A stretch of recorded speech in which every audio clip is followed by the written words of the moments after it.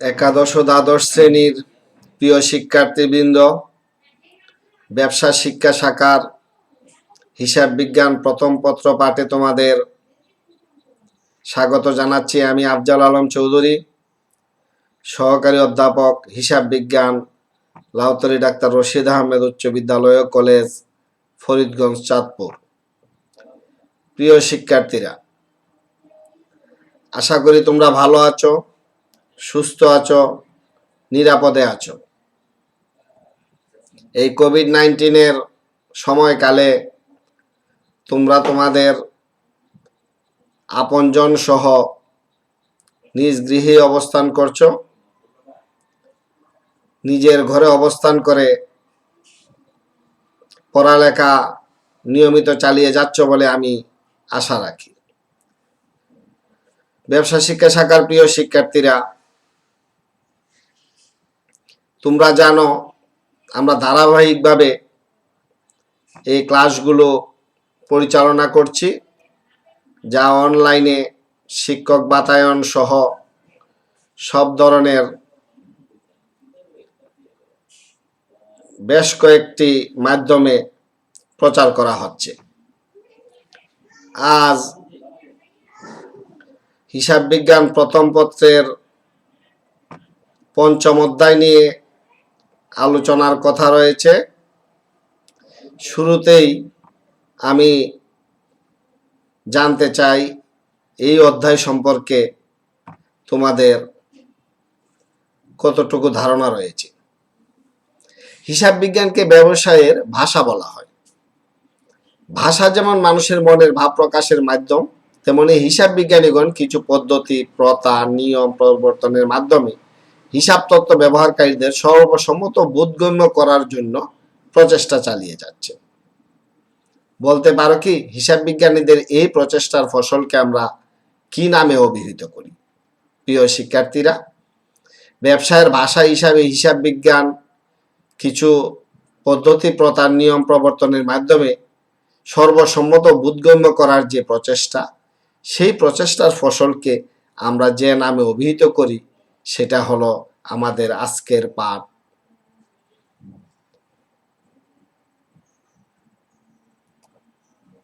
হিসাব বিজ্ঞানের নীতিমালা, প্রিন্সিপালস অফ অ্যাকাউন্টিং। উচ্চ মাধ্যমিক হিসাব বিজ্ঞান প্রথম পত্রের এটা পঞ্চম অধ্যায়।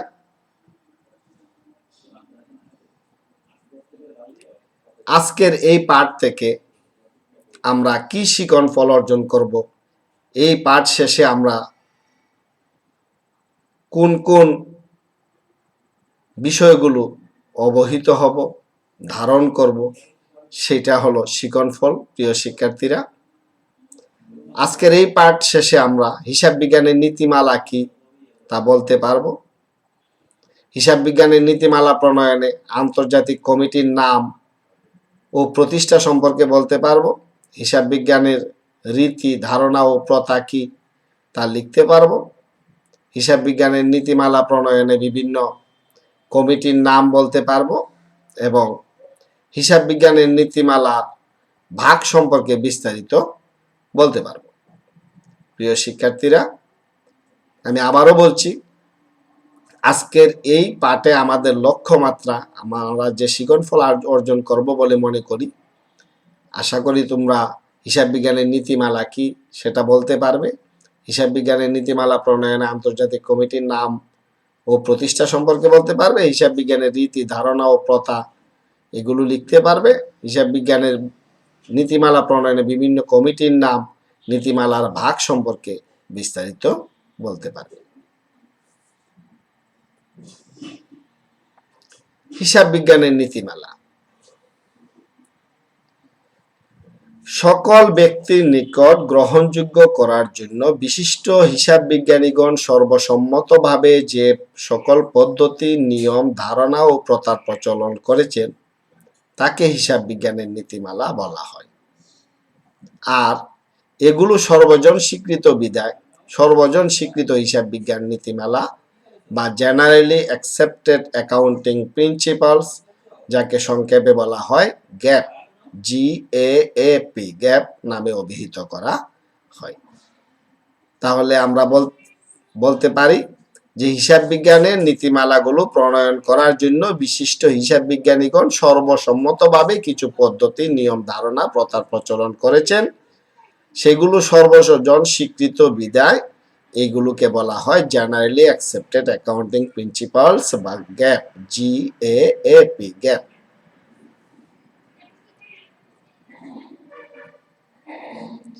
নীতিমালা প্রণয়নে আন্তর্জাতিক কমিটি। 1973 সালে হিসাব বিজ্ঞানের নীতিমালা প্রণয়নে আন্তর্জাতিক কমিটি গঠিত হয় মাত্র 9টি দেশের 16টি সংগঠন নিয়ে, যা বর্তমানে ব্যাপকতা লাভ করেছে। আর এই কমিটি হলো ইন্টারন্যাশনাল অ্যাকাউন্টিং স্ট্যান্ডার্ড কমিটি বা IAS। প্রিয় শিক্ষার্থীরা, তোমরা এখন বলতে পারবে IAS কি? International accounting standard committee. সেটা 1973 সালে হিসাব বিজ্ঞানের নীতিমালা প্রণয়নে গঠিত একটি আন্তর্জাতিক কমিটি। তৎকালীন সময়ে মাত্র 9টি দেশের 16টি সংগঠন এই কমিটির সদস্য ছিল, যারা এটার কমিটিটা গঠন করেছে।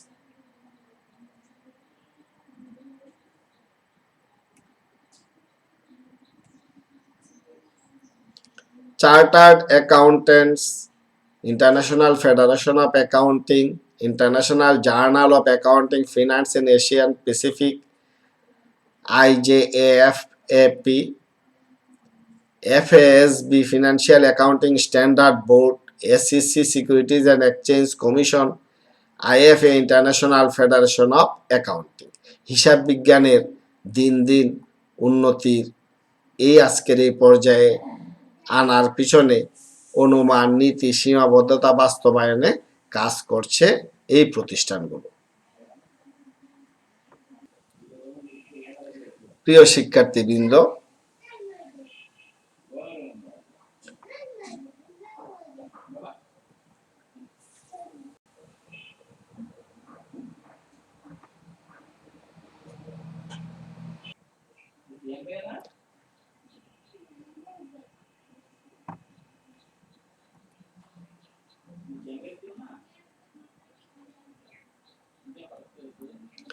হিসাব বিজ্ঞানের ধারণা ও প্রথার মধ্যে পার্থক্য। হিসাব বিজ্ঞানের ধারণা প্রথার মধ্যে পার্থক্য নির্ণয় করা সহজ কাজ নয়। তারপর কয়েকটি পার্থক্য নিম্নে দেখানো হলো। সংজ্ঞার মধ্যে পার্থক্য খেয়াল করো। হিসাব বিজ্ঞানের ধারণা সংজ্ঞা হলো কতগুলো সর্বজন স্বীকৃত আন্তর্জাতিকভাবে গৃহীত নিয়ম কানুন ও ব্যবহার প্রণালী, যা দ্বারা হিসাব বিজ্ঞান পেশা পরিচালিত হয়। আর প্রথার সংজ্ঞাটা হলো হিসাব বিজ্ঞান প্রথা হলো দেশের সামাজিক, রাজনৈতিক, অর্থনৈতিক ও ধর্মীয় অবস্থা, যার উপর ভিত্তি করে হিসাব বিজ্ঞানের কার্যাবলী সম্পাদন করা হয়। স্বীকৃতি, ধারণা হলো আন্তর্জাতিকভাবে স্বীকৃত, আর প্রথা আন্তর্জাতিকভাবে স্বীকৃত নয়। এটা এলাকা ভেদে বা দেশ ভেদে, রাষ্ট্র ভেদে আলাদা হয়ে থাকে। হিসাব মান তৈরি, ধারণার উপর ভিত্তি করে আন্তর্জাতিক হিসাব মান তৈরি করা হয়, কিন্তু প্রথার উপর ভিত্তি করে আন্তর্জাতিক হিসাব মান তৈরি করা হয় না। অর্থাৎ আন্তর্জাতিক হিসাব মান তৈরিতে প্রথাকে বিবেচনা করা হয় না। হিসাব সংক্রান্ত ধারণা সব দেশে একইভাবে অনুসরণ করে, আর হিসাব সংক্রান্ত প্রথা বিভিন্ন দেশে বিভিন্ন রকমের হয়ে থাকে।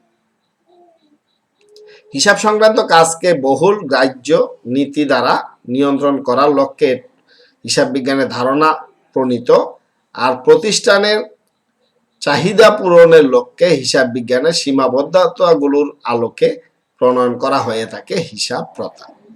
হিসাব বিজ্ঞানের প্রয়োগ বাধ্যবাধকতা রয়েছে, আর ধারণার প্রথার সেই বাধ্যবাধকতা নেই। হিসাব বিজ্ঞানের নীতি সমূহকে দুই ভাগে ভাগ করা যায়: হিসাব বিজ্ঞানের ধারণা, হিসাব বিজ্ঞানের প্রথা। হিসাব বিজ্ঞানের ধারণা হিসাব বিজ্ঞানের মৌলিক উদ্দেশ্য সাধনের জন্য কতগুলো মৌলিক ধারণা প্রয়োগ করা হয়ে থাকে, যেমন সত্তামূলক ধারণা, এন্টিটি অফ অ্যাজাম্পশন। এ তত্ত্ব অনুযায়ী ব্যবসা প্রতিষ্ঠান থেকে মালিককে ভিন্ন অনুমান করা হয়, যার ফলাফল হলো মালিক ও কারবার দুটি পৃথক সত্তার অধিকারী। এ ধারণা মতে মালিক ও কারবারের হিসাবকে পৃথকভাবে রাখতে হয়। সত্তামূলক ধারণার ভিত্তি হলো তিনটি, যেমন মালিকানা সত্ত্ব, দায় সত্ত্ব এবং ব্যবসায়িক সত্ত্ব।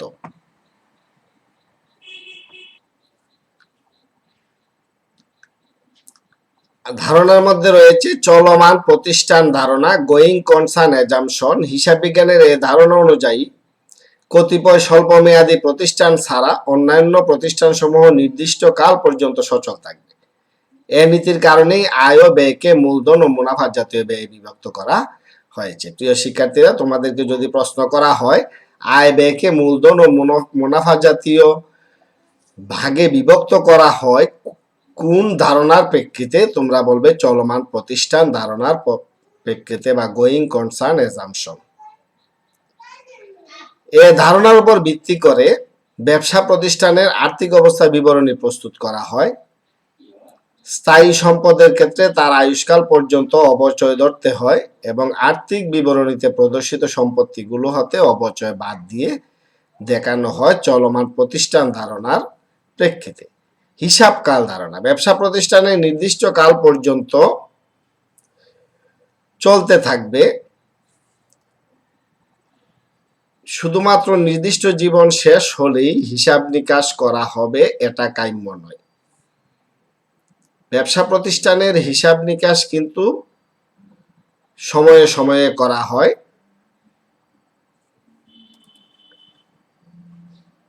কেননা কারবারের সাথে জড়িত পক্ষসমূহ নির্দিষ্ট সময় পর পর তাদের ব্যবসা লাভ, ক্ষতি ও আর্থিক অবস্থা জানতে চায়। হিসাবরক্ষকগণ কারবারের যাবতীয় কালকে বিজ্ঞচিতভাবে কয়েকটি সমান সময়ের এককে ভাগ করে থাকেন, যাকে হিসাব কাল ধারণা বলা হয়। আর্থিক একক ধারণা, মনিটারি ইউনিট অ্যাজাম্পশন। এই ধারণা অনুযায়ী শুধুমাত্র অর্থের অঙ্কে নিরূপণযোগ্য লেনদেনগুলোকে একমাত্র হিসাবের বইতে লেখা হয়। অর্থাৎ লেনদেন হতে হলেই তো অর্থের অঙ্কে পরিমাপযোগ্য হতে হবে। সেই ক্ষেত্রে লেনদেনগুলোকে না বলে আমরা বলি অর্থের অঙ্কে, শুধুমাত্র অর্থের অঙ্কে নিরূপণযোগ্য ঘটনাগুলোকে হিসাবের বইতে লেখা হয়। কখনই কোনো লেনদেন হিসাবের বইতে লিপিবদ্ধ করা হবে উহা সর্বদাই অর্থের অঙ্কে নিরূপণ করে নিতে হবে যখনই সেটা হিসাবভুক্ত করতে হবে। বকেয়া ভিত্তিক ধারণা, অ্যাক্রুয়াল বেসিস অ্যাজাম্পশন। প্রিয় শিক্ষার্থীরা, ব্যবসা প্রতিষ্ঠান সাধারণত বকেয়া ভিত্তিক ধারণার উপর আর্থিক বিবরণী প্রস্তুত করে থাকে। বকেয়া ভিত্তিক ধারণা হচ্ছে যখনই ব্যবসা প্রতিষ্ঠানের লেনদেন সংগঠিত হবে তখনই লিপিবদ্ধ হবে, নগদ প্রবাহ হোক বা না হোক। যেমন বাকিতে পণ্য বিক্রয় 50,000 টাকা, এই লেনদেনের মাধ্যমে নগদ টাকা পাওয়া যায়নি, কিছু একটি দ্বারা প্রতিষ্ঠানের আর্থিক অবস্থা পরিবর্তন হয়েছে, তাই লেনদেনটি ব্যবসায়ী হিসাবের বইতে লিপিবদ্ধ করতে হবে। আবার 6,000 টাকা বেতন প্রদান করা হলো, এটিও এখানে লিপিবদ্ধ করতে হবে। মোট কথা নগদ প্রবাহ হোক বা না হোক, লেনদেন হলেই হিসাবে লিপিবদ্ধ করতে হবে, আর এটাই বকেয়া ভিত্তিক ধারণা।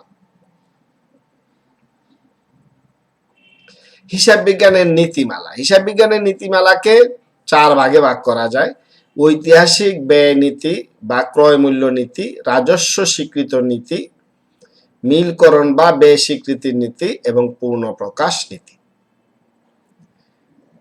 ঐতিহাসিক ব্যয় নীতি বা ক্রয় মূল্য নীতি, হিস্টোরিক্যাল কস্ট প্রিন্সিপালস। এ রীতি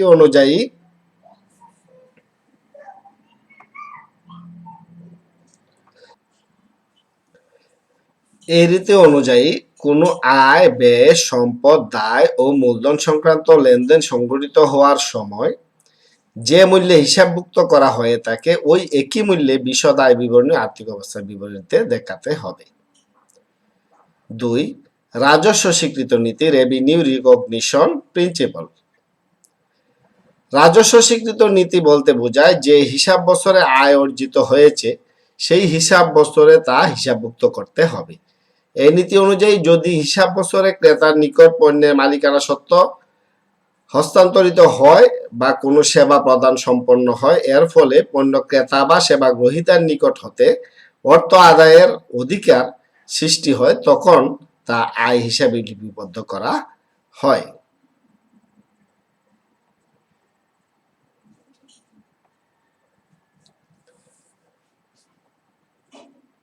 মিলকরণ বা ব্যয় স্বীকৃতি নীতি, matching or expenses recognition principal. এই নীতি অনুযায়ী কোনো হিসাবকালে যদি খরচ নগদ অথবা ধারে সংগঠিত হয় তাহলে খরচগুলোকে ওই হিসাবকালের খরচ হিসাবে লিপিবদ্ধ হবে। আবার যদি কোনো অগ্রিম খরচ প্রদান করা হয় তবে উক্ত খরচ ওই হিসাবকালের খরচ হিসাবে আয় বিবরণীতে লিপিবদ্ধ হবে না, অর্থাৎ অগ্রিম খরচ সংশ্লিষ্ট খরচ থেকে বাদ দিয়ে দেখানো হয়। পূর্ণ প্রকাশ নীতি, ফুল ডিসক্লোজ প্রিন্সিপাল।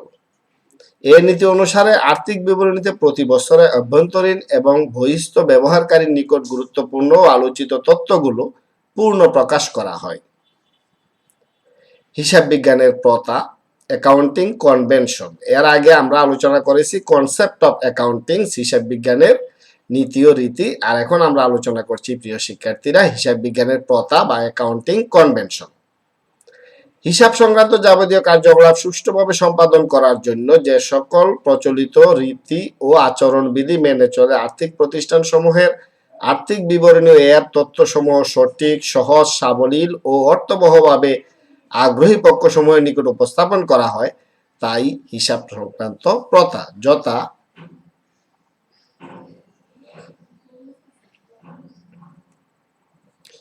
রক্ষণশীলতার প্রথা, কনভেনশন অফ কনজারভেশন।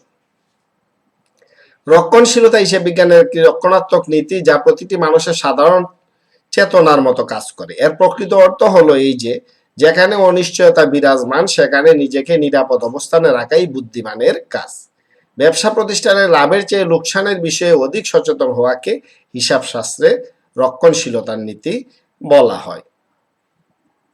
সামঞ্জস্য প্রথা, কনসিস্টেন্সি কনভেনশন।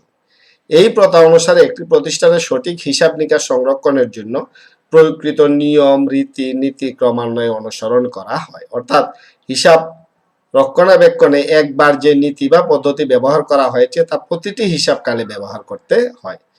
বস্তুনিষ্ঠার প্রথা, ম্যাটারিয়ালিটি কনভেনশন। হিসাব রক্ষণের ক্ষেত্রে এই নীতি বেশ গুরুত্বপূর্ণ। প্রিয় শিক্ষার্থীরা, হিসাব লিখনের সময় ব্যবসা সংক্রান্ত কোন তথ্য গুরুত্বপূর্ণ এবং কোনটি তুলনামূলক কম গুরুত্বপূর্ণ তা বিচার করে হিসাব লিপিবদ্ধ করতে হয়।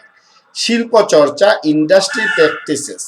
কোন শিল্পের ক্ষেত্রে তাদের নিজস্ব বৈশিষ্ট্যের কারণে সর্বজন স্বীকৃত নীতিমালার বাইরে গিয়েও তাদের আর্থিক প্রতিবেদন প্রণয়ন করা হয়, যেমন ব্যাংক, বীমা কোম্পানি, পোল্ট্রি ফার্ম ইত্যাদি। প্রিয় শিক্ষার্থীবৃন্দ,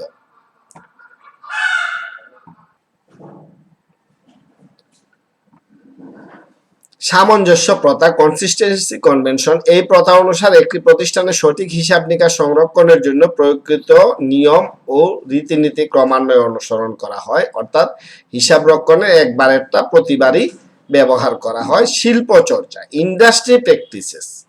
কোন শিল্পের ক্ষেত্রে তাদের নিজস্ব বৈশিষ্ট্যের কারণে সর্বজন স্বীকৃত নীতিমালার বাইরে গিয়েও তাদের আর্থিক প্রতিবেদন প্রণয়ন করা হয়, যেমন ব্যাংক, বীমা কোম্পানি, পোল্ট্রি ফার্ম ইত্যাদি প্রতিষ্ঠান।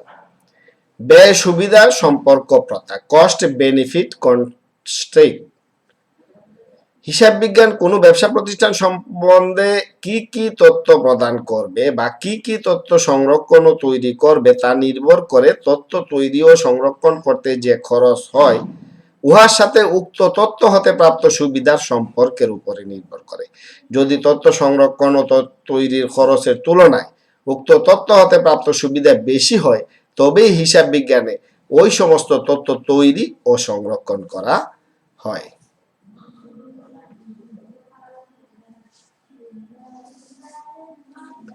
প্রিয় শিক্ষার্থীরা, আজ আমরা বেশ কয়েকটি বিষয় নিয়ে আলোচনা করলাম, বেশ কয়েকটি পয়েন্ট নিয়ে আলোচনা করলাম, দীর্ঘক্ষণ আলোচনা করলাম।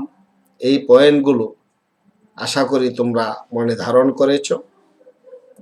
আর এখন আমি তোমাদের কাছে যদি জানতে চাই মজুদ পণ্যের মূল্যায়নের ক্ষেত্রে কোন নীতি অনুসরণ করা হয়? ক ক্রয় নীতি, খ ব্যয় নীতি, গ রক্ষণশীলতার নীতি, ঘ সত্তা নীতি। 2 মোট আয় হতে মোট ব্যয় বাদ দিয়ে নিট মুনাফা নির্ণয় করতে হয়, এটি হিসাব বিজ্ঞানে কোন নীতির মধ্যে পড়ে?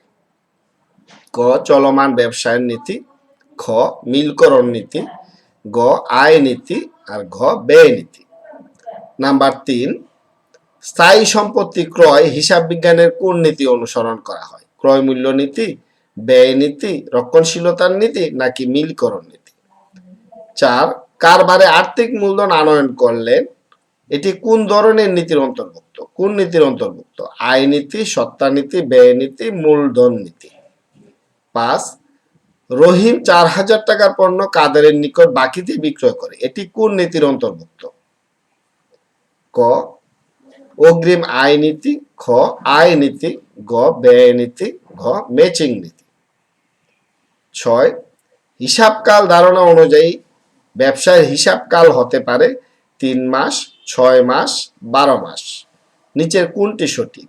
1 ও 2, 1 ও 3, 2 ও 3 না 1, 2 ও 3। 7, রক্ষণশীলতার সীমাবদ্ধতা অনুযায়ী হিসাবভুক্ত করা হয় 1 সম্ভাব্য ক্ষতি, 2 সম্ভাব্য আয়, 3 সম্ভাব্য ব্যয়। নিচের কোনটি সঠিক? ক 1 ও 2, খ 1 ও 3, গ 2 ও 3, ঘ 1, 2 ও 3। প্রিয় শিক্ষার্থীরা, আজকের এই পাঠের উপরে আমি 7টি এমসিকিউ তৈরি করলাম। এই 7টি এমসিকিউর তৈরি উত্তর তোমাদের উত্তরের সাথে এখন মিলিয়ে নাও। আশা করি তোমাদের উত্তর এবং আমার দেওয়া উত্তর একই হবে।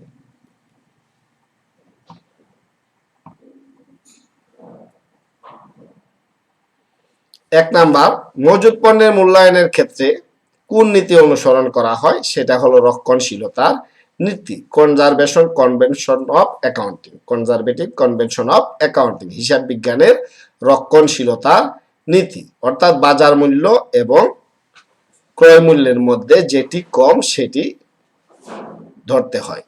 2, মোট আয় হতে মোট ব্যয় বাদ দিয়ে নিট মুনাফা নির্ণয় করতে হয়, এটি হিসাব বিজ্ঞানে কোন নীতির মধ্যে পড়ে? উত্তর হলো মিলকরণ নীতির মধ্যে। নাম্বার 3, স্থায়ী সম্পত্তি ক্রয় হিসাব বিজ্ঞানে কোন নীতির অনুসরণ করা হয়? উত্তর হলো ক ক্রয় মূল্য নীতি। 4, কারবারের আর্থিক মূলধন আনয়ন করলেন, এটি কোন নীতির অন্তর্ভুক্ত? এটা সত্তা নীতির অন্তর্ভুক্ত। 5, রহিম 4,000 টাকার পণ্য কাদেরের নিকট বাকিতে বিক্রয় করে, এটি কোন নীতির অন্তর্ভুক্ত? প্রিয় শিক্ষার্থীরা, এটি আয় নীতির অন্তর্ভুক্ত। 6, হিসাবকাল ধারণা অনুযায়ী ব্যবসার হিসাবকাল হতে পারে 3 মাস, 6 মাস, 12 মাস। এই তিনটার মধ্যে 1 ও 2, 1 ও 3, 2 ও 3 এবং 1, 2 ও 3 এর মধ্যে কোনটি সঠিক? 1, 2 ও 3, অর্থাৎ 3 মাস মেয়াদিও হতে পারে, 6 মাস মেয়াদিও হিসাব করা যেতে পারে, আবার 12 মাস শেষেও হিসাব করা যেতে পারে। সর্বশেষ 7 নাম্বার, রক্ষণশীলতার সীমাবদ্ধতা অনুযায়ী হিসাবভুক্ত করা হয় নাম্বার 1 সম্ভাব্য ক্ষতি, নাম্বার 2 সম্ভাব্য আয়, নাম্বার 3 সম্ভাব্য ব্যয়। সঠিক কোনটি? সঠিক হলো 1 ও 3, অর্থাৎ সম্ভাব্য ক্ষতি এবং সম্ভাব্য ব্যয়। এই দুইটাকে রক্ষণশীলতা বা কনজারভেটিভ কনভেনশন অফ হিসাব বিজ্ঞানের নীতি অনুযায়ী সংরক্ষণ করা হয়। প্রিয় শিক্ষার্থীরা, আমরা আজকের এই পাঠের মূল্যায়ন শেষে তোমাদের উত্তরের সাথে এগুলো মিলিয়ে নিলাম। আশা করি আমার দেওয়া উত্তরগুলো তোমাদের উত্তরের সাথে একই রকম হয়েছে। এবার তোমাদের বাড়ির কাজ। হিসাব বিজ্ঞানের ধারণা ও প্রথার মধ্যে পার্থক্য লিখো। 2 নাম্বার, 2019 সালে বিভিন্ন বোর্ডে হিসাব বিজ্ঞানের নীতিমালা অধ্যায়ের বহু নির্বাচনী প্রশ্নগুলো বের করে সঠিক উত্তরগুলো লিখবে, শিখবে এবং তোমাদের নোট খাতায় সংরক্ষণ করবে। আজ এ পর্যন্তই। প্রিয় শিক্ষার্থীরা, তোমরা সবাই ভালো থাকো, সুস্থ থাকো, নিরাপদে থাকো, এই কামনা করে আজকের এই হিসাব বিজ্ঞান ক্লাস আমি এখানে শেষ করছি। আবার দেখা হবে। আল্লাহ হাফেজ।